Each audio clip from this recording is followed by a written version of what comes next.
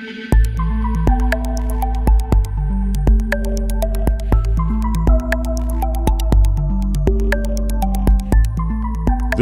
is the Onco'Zine Brief with Peter Hofland and Sonia Portillo.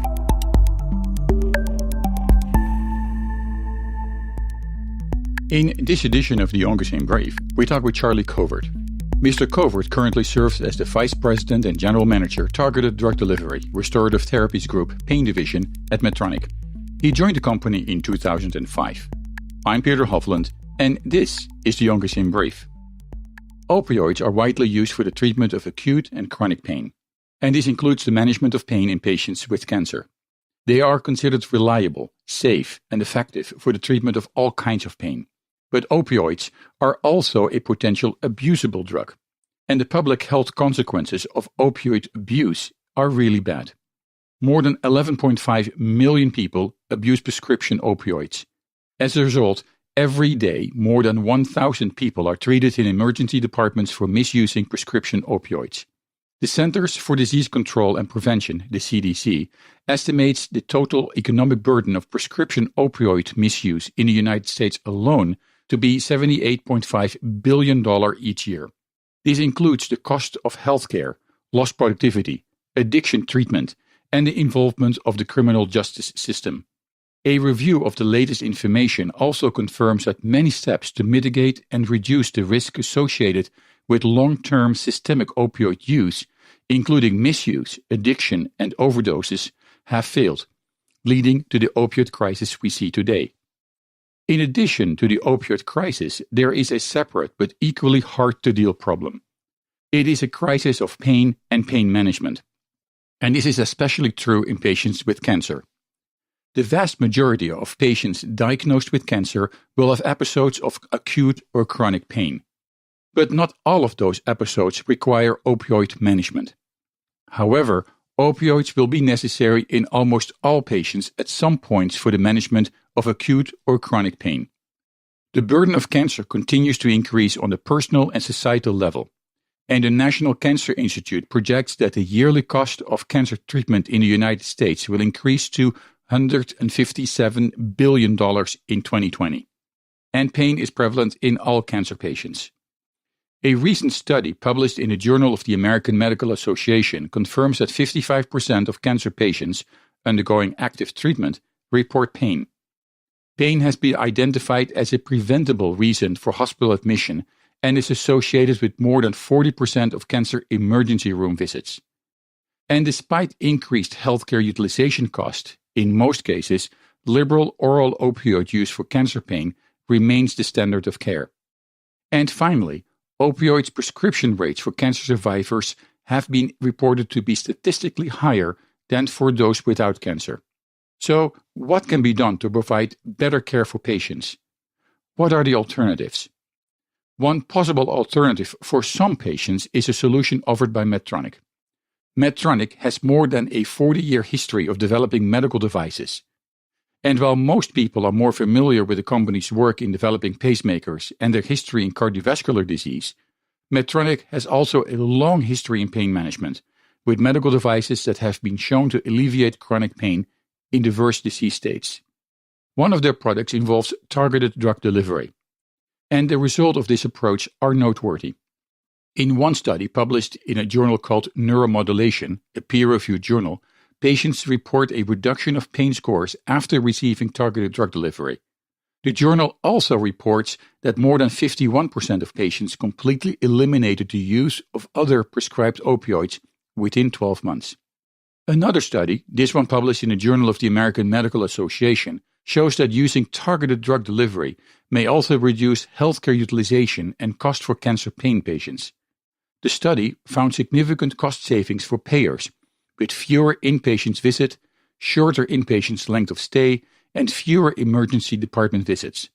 The Onco'Zine Brief is developed in collaboration with our online journal Onco'Zine at www.onco'zine.com, where you can find additional information and the latest news about cancer, cancer diagnosis and treatment, and cancer prevention. Let's listen to our interview with Charlie Covert.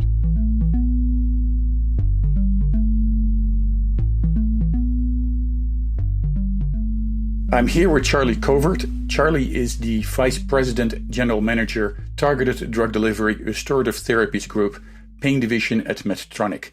And he joined the company in 2005. But before we're going to talk about cancer and pain and the role Medtronic plays in pain management, Charlie, tell me a little bit more about yourself. Well, Peter, first off, thank you very much for the opportunity to join the show. Yeah, maybe a little bit of background. Why don't I start with the company? I think that'd be a great place to start. Medtronic is a large company.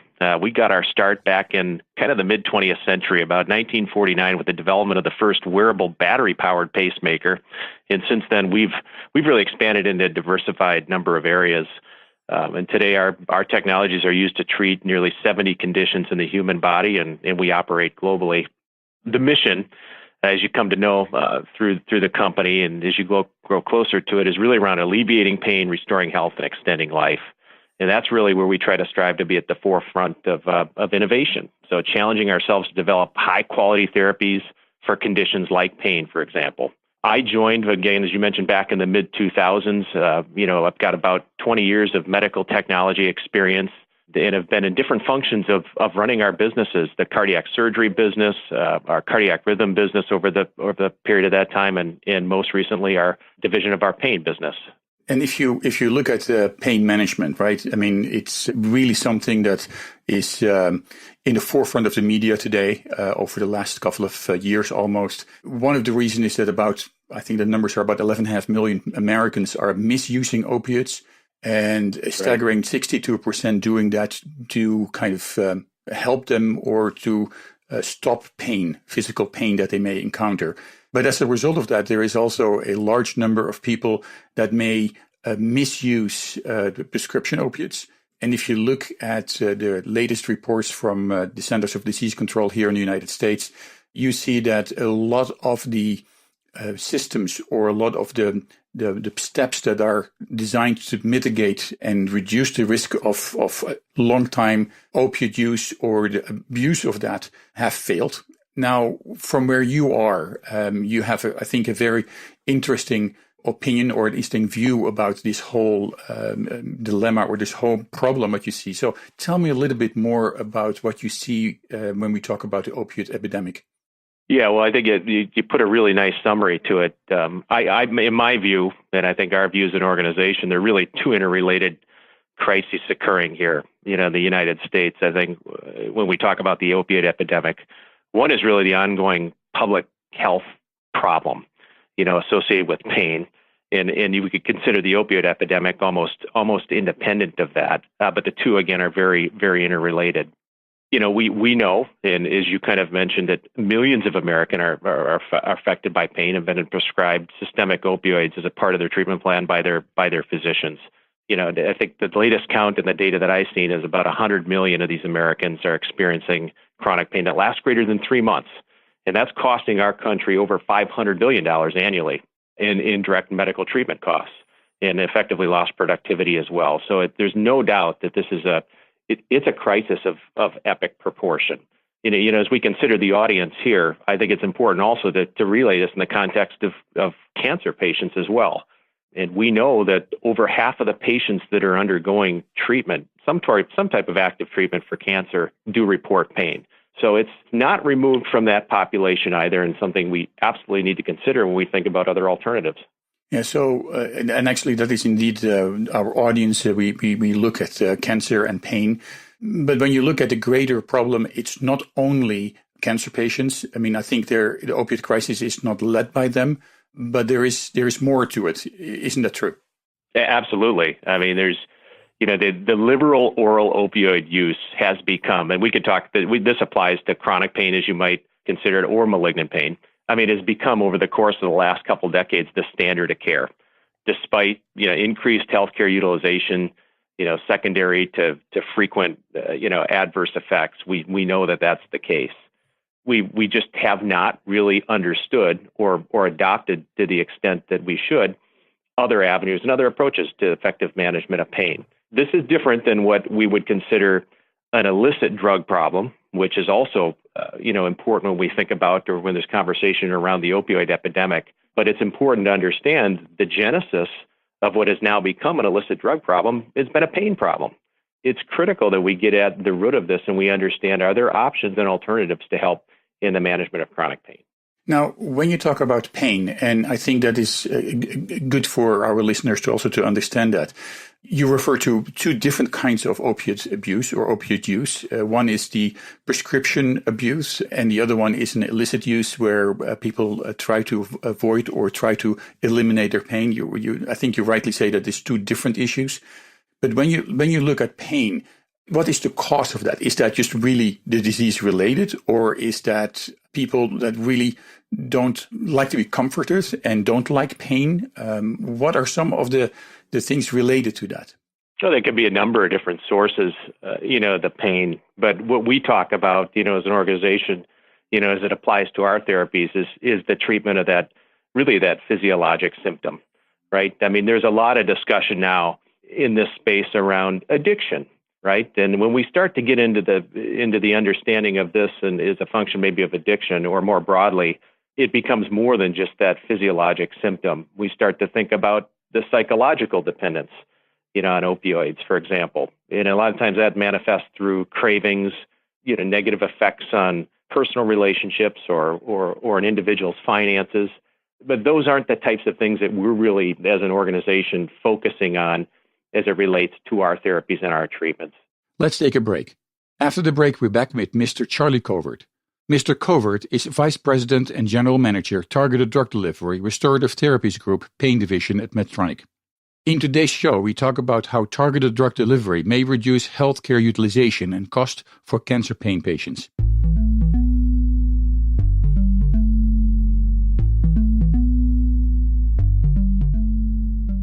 Over the years, you've brought opioids into your home. They helped when you were in pain, and you held on to them just in case. But holding on to opioids puts your family at risk. Learn more at www.fda.gov/drug disposal.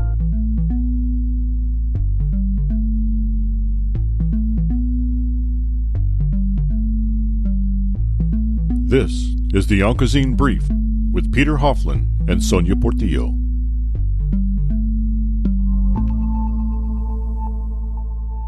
And welcome back. I'm Peter Hofland, and this is the Onco'Zine Brief.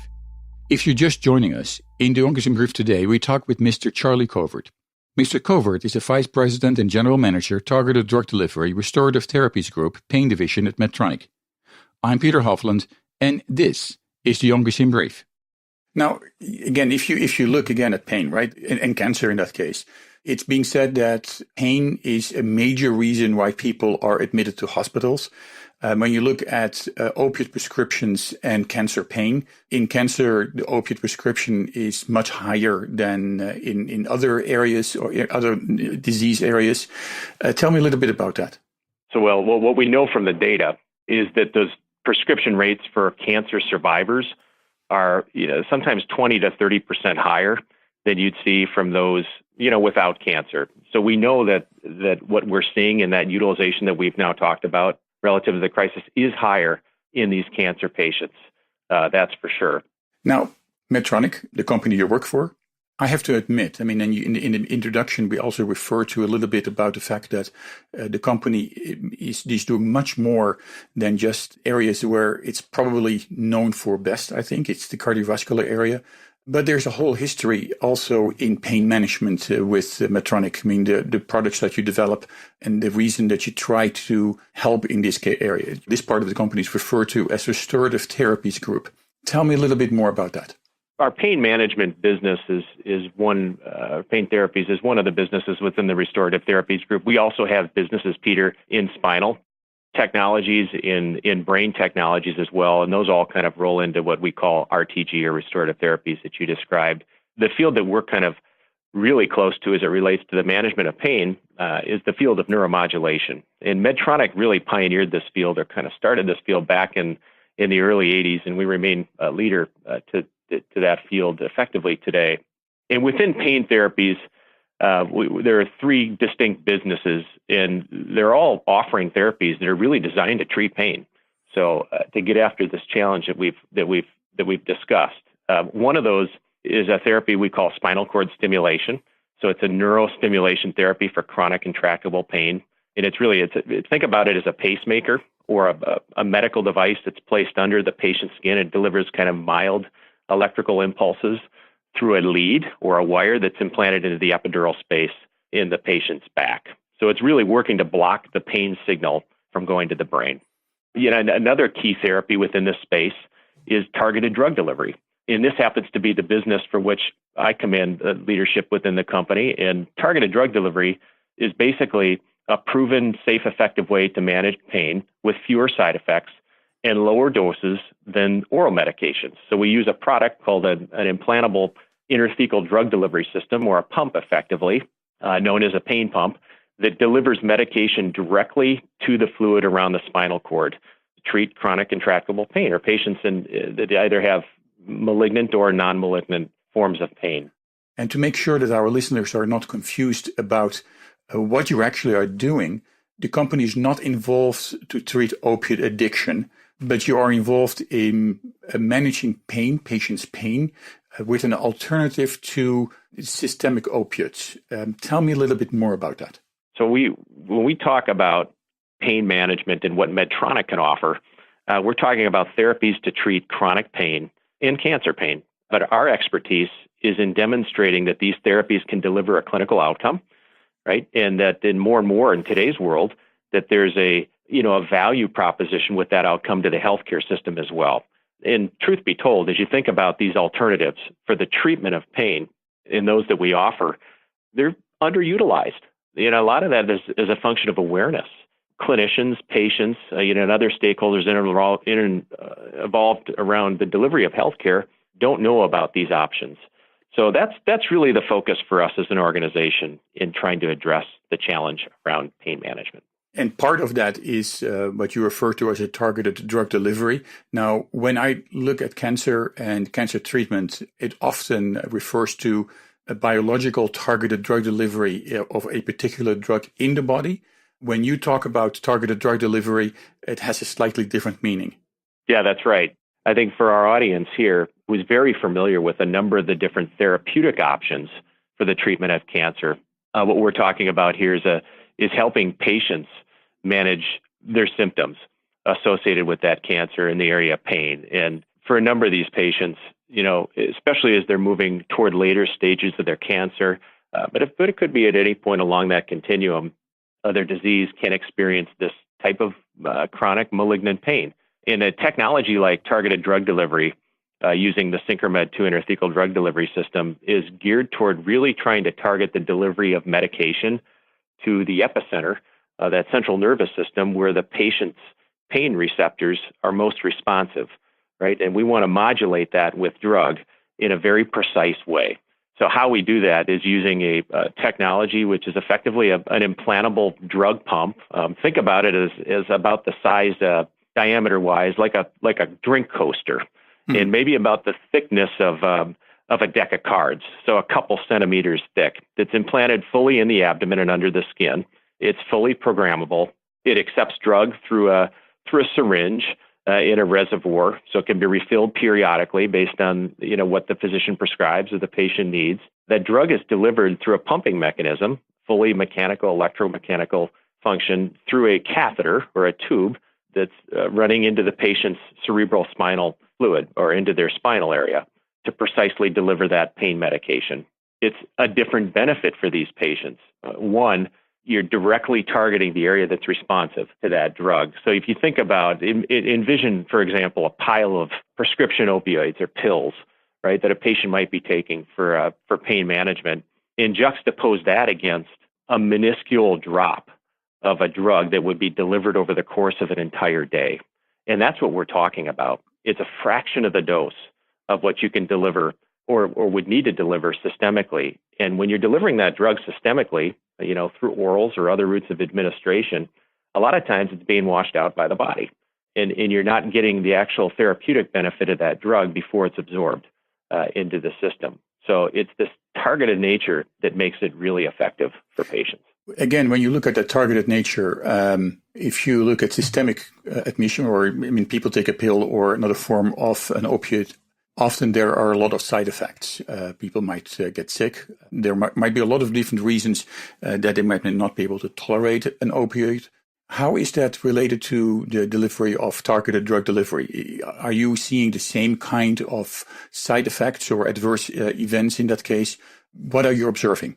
Yeah, well, and there's been a lot of evidence published in this space, Peter, over the course of the last couple decades. But I can refer to one randomized controlled clinical trial, and this is specific to the cancer pain population, where we were able to demonstrate an improvement in pain.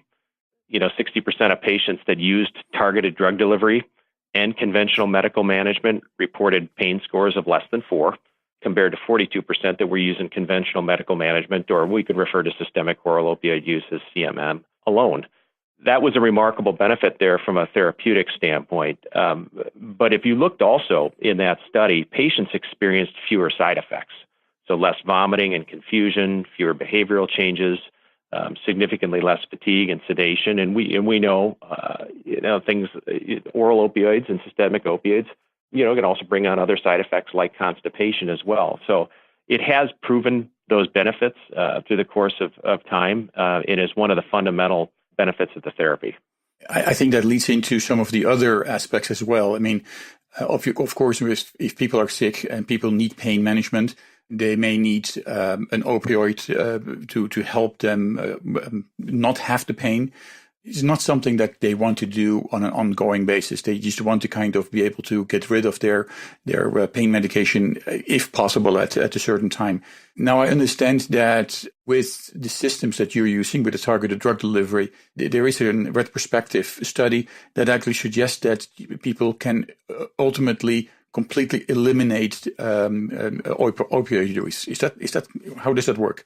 Yeah, so that's true. We had a couple of retrospective studies that we know have been published in the literature that have demonstrated the patient's ability to effectively wean off of oral systemic opioids. And I'd be clear in distinguishing that those data were in a population associated with chronic pain, Peter, and not in the cancer pain population. Now, that's not to say that we can't achieve this in cancer pain, because theoretically, if you think about it, you're delivering the same medication, right? I mean, and we want to replace those systemic orals with a therapy that has as great a therapeutic benefit or better, but with reduced toxicity and side effects. And that's what we've learned regarding TDD as it relates to cancer pain in the study that I had previously referenced. Okay, so that means that, again, this is not the cancer population, but I mean, it is definitely an option to start looking at this population. Absolutely. I mean, the spirit of effectively what we can achieve is equivalent. The studies you referenced specifically were in chronic pain or non-malignant pain populations. That's right. Let's take a short break here, and then we talk some more about targeted drug delivery and pain management with Mr. Charlie Covert.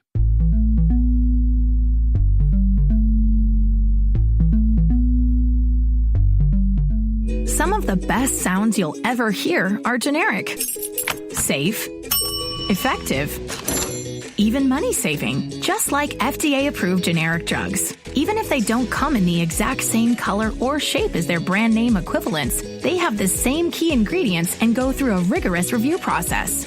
Talk to your doctor or pharmacist today and visit fda.gov/generic drugs. Generics are safe, effective, and can save you money. You'll like the sound of that.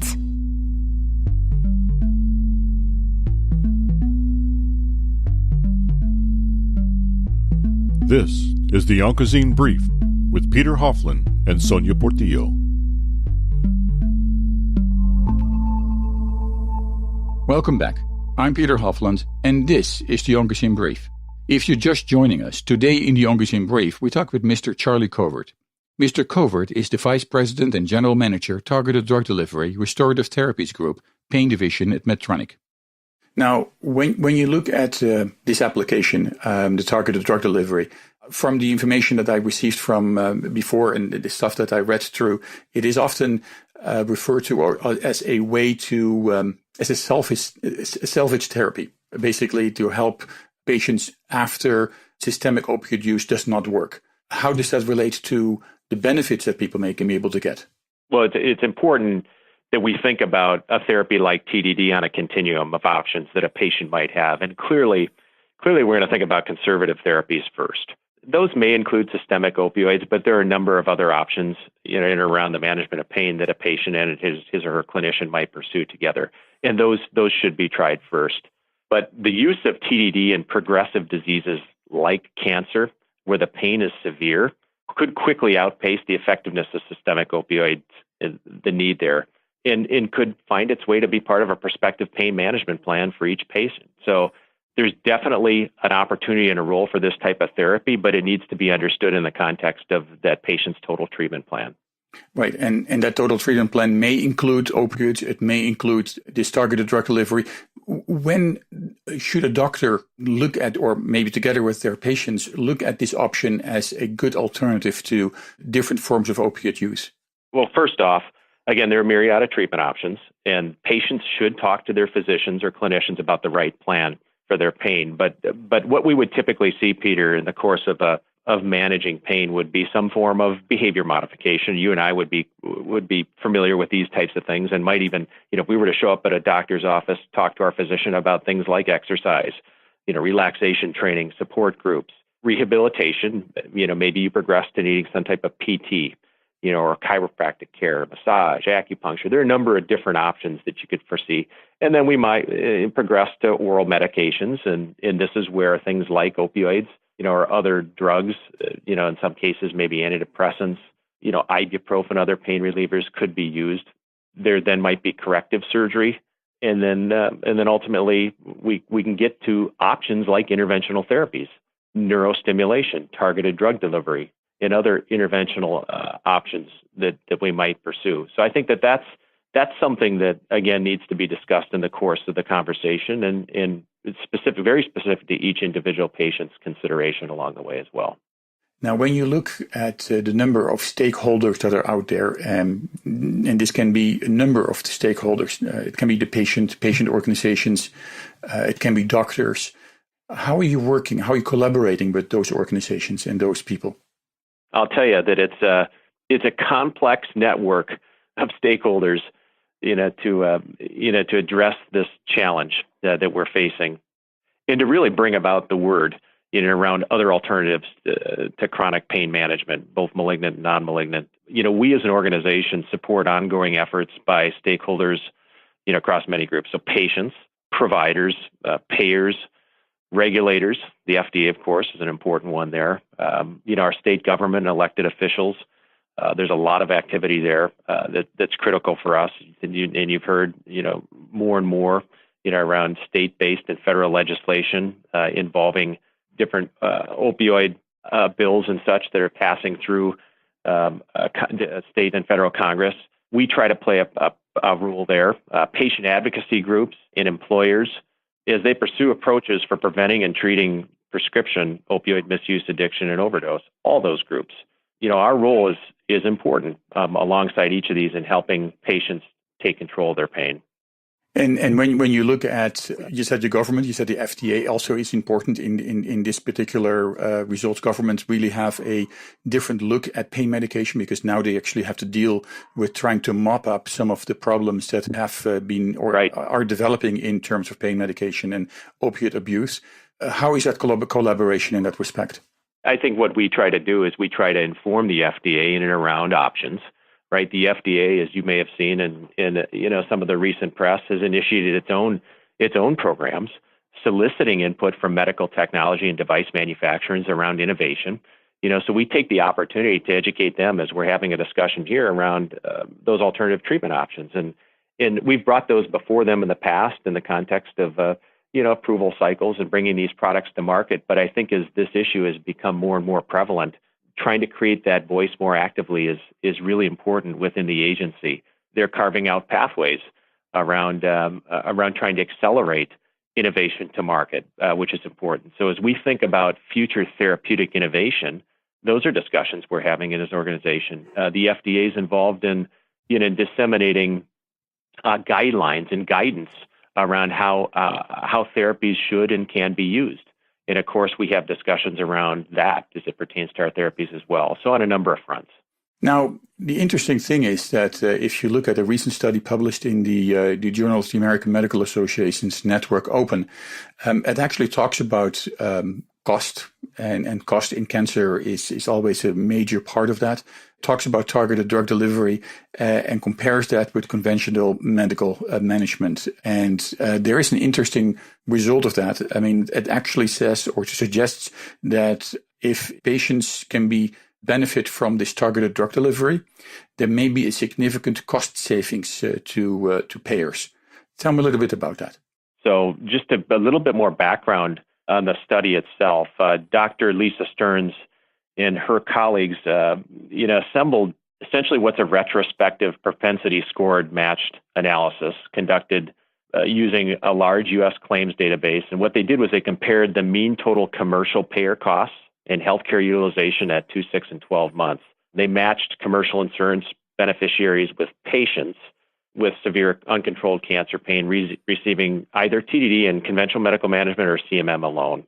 And then they did their matching around age, sex, cancer type, comorbidity score, and such you would expect in this type of analysis. In the study, had some remarkable findings. A cost savings, mean level at 12 months of $64,000, for targeted drug delivery and conventional medical management versus CMM alone, which is really powerful. We were also able to demonstrate in that study fewer inpatient visits at 2, 6, and 12 months, shorter hospital stays at 2, 6, and 12 months, and as we were talking previously around the opioid epidemic, here we're seeing an associated fewer prescriptions for oral opioids at 12 months. So the cost benefit, irrespective of having a really solid clinical outcome, isn't compelling. But when you think about what we've been able to demonstrate with this therapy, targeted drug delivery over the course of time, adding to that with what is now an economic benefit really brings the entire value equation together for a therapy like TDD. And if you look at the patient, right? I mean, one of the biggest problems for a patient with cancer or cancer pain is the fact that they are not functioning well, right? They cannot go to work. They may have to lose time at work or other ways. How is that impacting that part of the equation? Well, that's a really good point. And we think about some of the earlier data that we discussed around the cost of pain, lost productivity, quality of life. How do you could certainly put a dollar on lost productivity, but how do you measure quality of life? I think that's really important. I mean, there are academic ways of doing that in clinical studies, Peter, but when you think about the nature of the patient we're dealing with here, and I think this is really important, these are patients, who are really looking to enjoy, that time or that span of their life when it's a lot of times most important to them. In some cases, these are more advanced cancers. And to be able to give that back, it's almost immeasurable, from that standpoint. So I think that's something that I don't want to lose sight of when we talk about a therapy like targeted drug delivery. We try to put numbers to it. We try to assess what the clinical outcome and the value is there. But at the end of the day, it's what we can give to that patient with a therapy like this. Yeah. So of course, that's the most important thing. But it is not only the money part, because that's very difficult to calculate on different levels because it has so many different parts, as you mentioned. I think the quality of life, and that is rightly so, is important. But then on the other hand, if a patient has a good quality of life, it allows them to also be economically active. So it's not only the productivity, but there's a whole different set of interactions which really benefit this. One more point that I'll make there, Peter, just before we break from that question, I think it's an important one and one that the authors concluded as well. Cancer rates, the survival rates around cancer continue to improve. I should say the rate itself is increased, but the survival of these patients continues to improve. Right. So, to think about that in the context of this therapy is really important as well. Now, these patients are living longer with these types of diseases, but that doesn't necessarily mean they're living without pain. That pain could be a function of a procedure related to the cancer, or there could be what's called a neuropathic element of that pain that's a function of their treatment following. So it can live on a long time with them. So I think there's going to be more and more of a need for these types of alternatives for these patients as well as we continue to see improvements in therapy. Right. So again, I think this is a very good point to stress that the fact that because we have so many opportunities to treat patients with very targeted therapies in terms of biologics and the likes, that patients do live longer. And so what you're doing right now is to kind of reduce the side effects of pain, or actually take away pain as much as possible, so that they not only live longer, but also live longer, but a better quality of life and or less pain. Is that summing up the right way? Yeah, absolutely. Let's take a short break. After the break, we're back with our interview with Mr. Charlie Covert. I'm Peter Hofland, and this is the Onco'Zine Brief.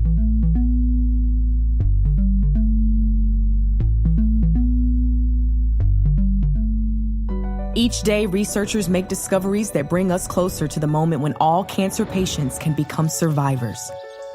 Their progress is made possible with the help of clinical trials. Clinical trials are the brightest torch researchers have to light their way towards better treatments. And if you've been diagnosed with cancer, they may be your brightest ray of hope. Speak with your doctor and visit standuptocancer.org/clinical trials to learn more. Together, we can stand up for all of us.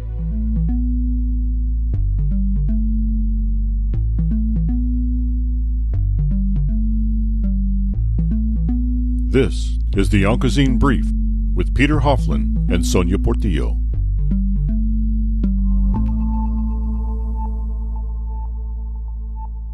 And welcome back. I'm Peter Hofland, and this is the Onco'Zine Brief. Our interview today with Mr. Charlie Covert was recorded in Phoenix in Arizona on Tuesday, April the 23rd, 2019. Now, when you look at the payers, at physicians, how aware are they of systems like this? I would tell you, and this would be a great question for your audience. I tell you that I believe that the clinician, we'll start there, the clinician community, I think awareness around these types of therapies is evolving. And within the oncology space specifically, I think there's opportunity to continue to drive and to build that awareness. And we as an organization have built programs around that. And these types of opportunities to talk about what these products are and how they help patients, I think is really, really important. Within the payer space, one of the things that we're looking at, is the development, Peter, of different types of novel payment models, to attract the attention of the payers. I mean, a lot of times the payers are looking at the dollars and cents, and if it don't make dollars, it don't make sense. And we have to be able to bring the value proposition forward, and value in terms of medical technologies is a function of a simple equation. It's, can you drive your clinical outcome higher and drive your cost lower? So when we look at a therapy like targeted drug delivery, we can demonstrate the clinical outcome, some of the things we've previously talked about, and we can demonstrate a true cost savings to the healthcare system. We want to bring forward a model that might proposition to a payer that we can help them manage their overall cost with a therapy like this. So those are some of the types of discussions that we're having now. That's a different world than we've lived in with these therapies in the past, or alternative therapies for managing pain. You think about a fee-for-service world where, healthcare is utilized and paid for on an episodic basis. And here we're talking about utilization and payment for an outcome or for some component of value that we have to deliver. And that's a very different paradigm. We were talking a little bit about not only the benefits to patients, but also the benefits that this may have to doctors, to patients being taken to a hospital, but also the cost of cancer treatment. Tell me a little bit more about that. So I think, we talked about a little bit about payers, a little bit about clinicians. I will spend a little bit of time, I think, on patients, because I think that's really important here, Peter, when we talk about any type of treatment modality that may not be familiar, to these audiences, and we're really trying to do our work, I think, as an organization to drive awareness. I think that's really fundamental here of both, the clinical benefits and the economic evidence to some extent, but leveraging, some of the things that we typically relate to today. I mean, social media networks, pain advocacy groups, local treatment clinics. We're partnering with clinicians to do outreach to heighten that patient awareness toward device delivered or other alternative options that patients may not know, are available to them. So Again, as we previously discussed, only a physician can really make the decision if these are the right options for patients. But understanding those options, I think, is important, and that's one of our objectives. Now, if you are a patient and you listen to this program and you hear about targeted drug delivery, you hear about less opiate use, you hear about some of the other benefits that we discussed, and you would like to discuss this with your physician, what would be the best way to do that? Well, I think you certainly learn more about this therapy and other alternative medical device treatment options by visiting us at Medtronic.com. I would start with your physician first, and have that discussion as well, and talk about, what might be the right course of treatment, and understanding where an alternative like this might come into play. Ultimately, that physician will work with the patient to decide, are they an appropriate candidate for this type of therapy? So there are options out there. We as an organization have a patient services group as well, and those folks are always happy to talk with prospective patients or even existing patients around their therapies. So another potential avenue through our organization. Now, you mentioned just now that not every patient may be the right patient for this particular therapy. How does that? What does that mean? Does that mean that not every patient can undergo the kind of treatment plan for this?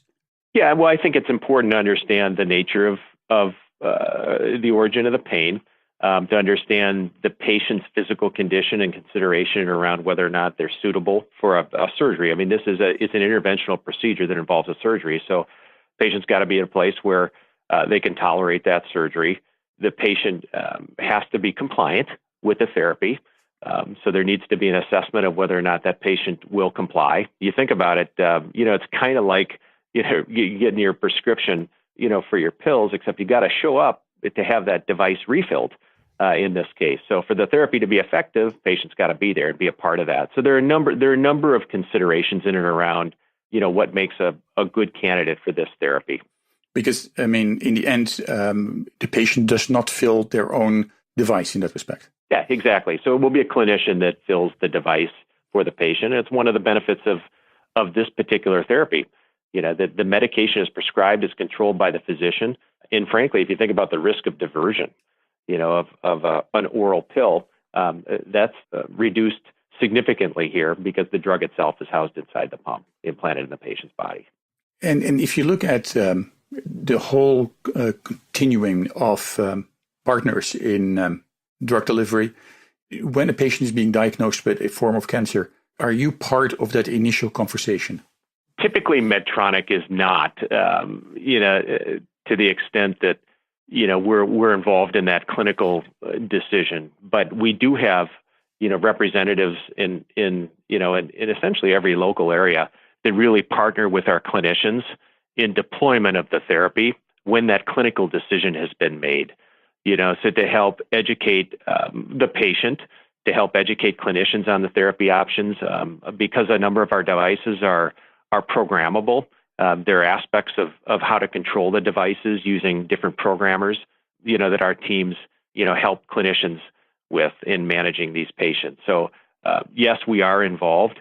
We're not involved in the clinical aspects of who gets a therapy or when that decision's made, but certainly there to support our clinicians and patients with the therapy. Thank you very much.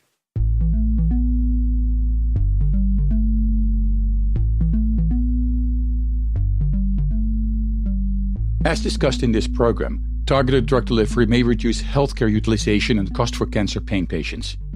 But more importantly than the significant cost savings to payers, patients do better, with fewer inpatient visits, shorter inpatient length of stay, and fewer emergency department visits.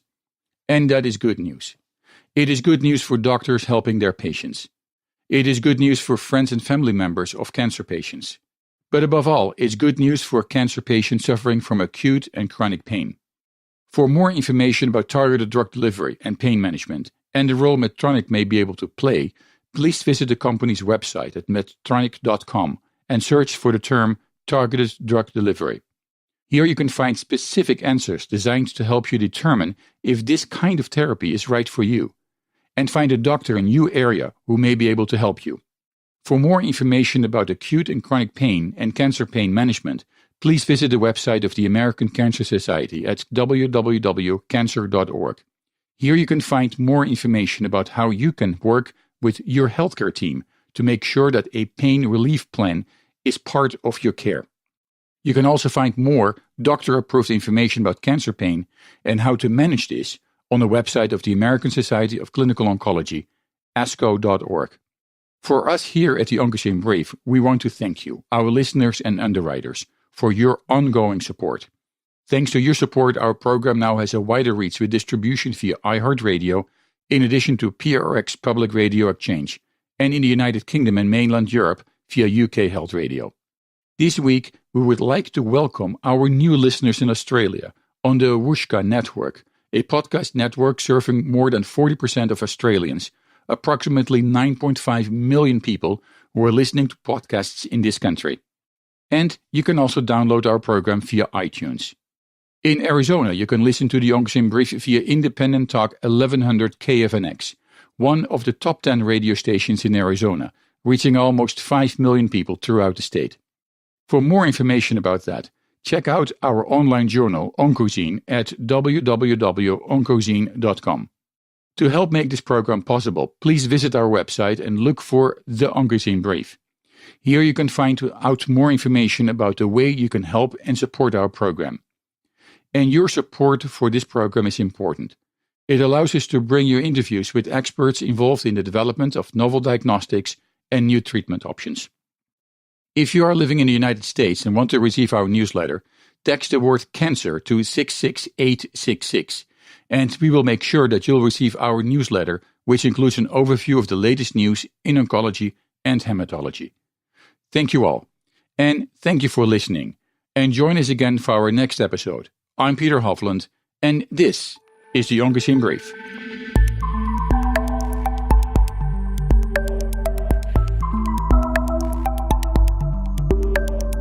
The Onco'Zine Brief is produced for Sun Valley Communication by Peter Hofland, Sonia Portillo, Evan Wendt, David Kaler, and Sean Mayer, and distributed by InPress Media Group. Support for the Onco'Zine Brief comes from listeners of this station and our commercial underwriters and advertisers. For more information about underwriting and sponsoring options, contact Sean Mayer in California at 949-923-1660 or visit our website at oncozine.com/underwriting. The Onco'Zine Brief contains health and medicine-related information and is provided for educational and entertainment purposes only. The content is not intended as a substitute for professional medical or health advice and does not replace your doctor's advice. Your doctor is the best person to answer questions about your personal health. If you hear something in this program that doesn't agree with what your doctor has told you, ask him or her about it.